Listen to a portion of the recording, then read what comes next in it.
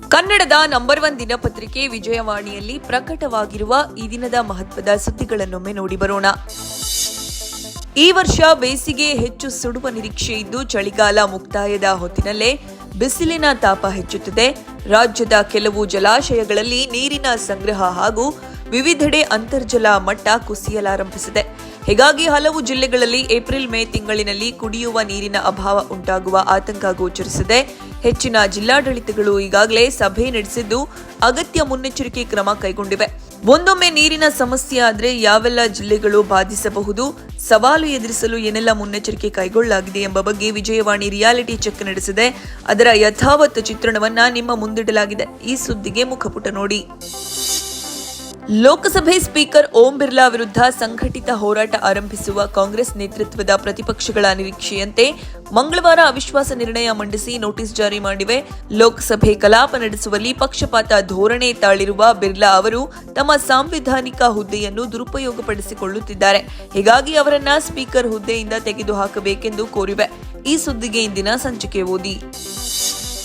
ನಿಗದಿತ ಎತ್ತರ ಮತ್ತು ತೂಕಕ್ಕಿಂತ ಕಡಿಮೆ ಇರುವ ಅಸಹಜ ಬೆಳವಣಿಗೆಯಿಂದ ಬಳಲುತ್ತಿರುವ ಒಟ್ಟು 4.79 ಲಕ್ಷ ಕುಬ್ಜ ಮಕ್ಕಳನ್ನು ರಾಜ್ಯದ ಅಂಗನವಾಡಿಗಳಲ್ಲಿ ಗುರುತಿಸಲಾಗಿದೆ.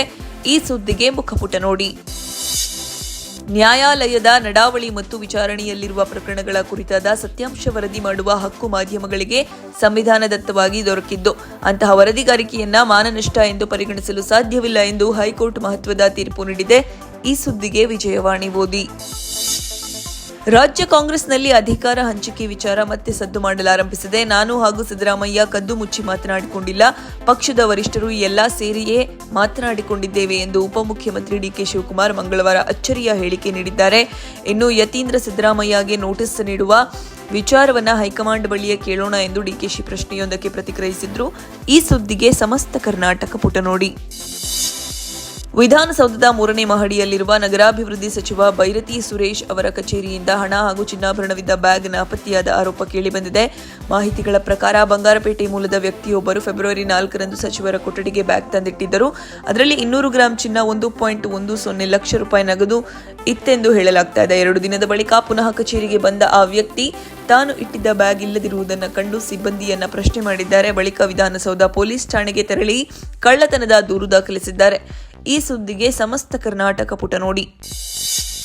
ದೇಶದ ಪ್ರಮುಖ ನಗರಗಳಲ್ಲಿ ರಸ್ತೆಯಲ್ಲಿ ಟ್ರಾಫಿಕ್ ಜಾಮ್ ಇತ್ತೀಚೆಗೆ ಸಾಮಾನ್ಯವಾಗಿಬಿಟ್ಟಿದೆ. ಈ ಸಮಸ್ಯೆಗೆ ಪರಿಹಾರವಾಗಿ ಫ್ಲೈಯಿಂಗ್ ಟ್ಯಾಕ್ಸಿ ತಂತ್ರಜ್ಞಾನ ಶೀಘ್ರದಲ್ಲೇ ಭಾರತದ ಕಾಲಿಡುತ್ತಾ ಇದೆ. ಇಂಟರ್ ಗ್ಲೋಬಲ್ ಎಂಟರ್ಪ್ರೈಸಸ್ ಮತ್ತು ಆರ್ಚರ್ ಏವಿಯೇಷನ್ ಕಂಪನಿಗಳು ಈ ವರ್ಷದಲ್ಲೇ ದೆಹಲಿ, ಮುಂಬೈ, ಬೆಂಗಳೂರಿನಲ್ಲಿ ಈ ಸೇವೆಯನ್ನು ಆರಂಭಿಸಲು ಸಜ್ಜಾಗಿವೆ. ಈ ಫೋಕಸ್ ಸ್ಟೋರಿಗೆ ಚಿಂತನ ಪುಟ ನೋಡಿ.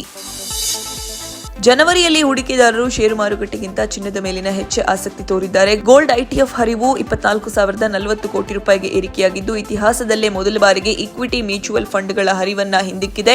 ಈ ಸುದ್ದಿಗೆ ಮನಿ ಮಾತು ನೋಡಿ. ಭಾರತ ಶ್ರೀಲಂಕಾ ಜಂಟಿ ಆತಿಥ್ಯದಲ್ಲಿ ನಡೆಯುತ್ತಿರುವ T20 ವಿಶ್ವಕಪ್ ಟೂರ್ನಿಯಲ್ಲಿ ಭಾರತ ಪಾಕಿಸ್ತಾನದ ನಡುವಿನ ಪಂದ್ಯ ನಡೆಯುವುದು ಅಧಿಕೃತವಾಗಿ ದೃಢಪಟ್ಟಿದೆ. ಈ ಸುದ್ದಿಗೆ ಕ್ರೀಡಾಪುಟ ನೋಡಿ.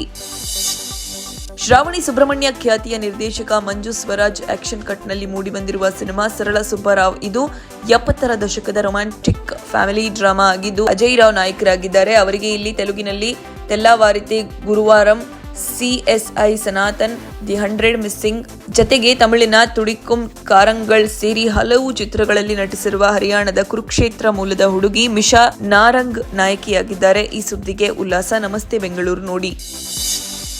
ಇವಿಷ್ಟೇ ಅಲ್ಲ, ಮುಂಜಾನೆ ಮಾತು, ಅಂತರಂಗ, ಭವಿಷ್ಯ, ಮನೋವಿಕಾಸದ ಕಾಲಂಗಳು, ಕ್ರೀಡೆ, ಸಿನಿಮಾ, ದೇಶ ವಿದೇಶಗಳ ಭರಪೂರ ಸುದ್ದಿಗಳ ವಿಶೇಷಗಳಿಗಾಗಿ ವಿಜಯವಾಣಿ ಓದಿ.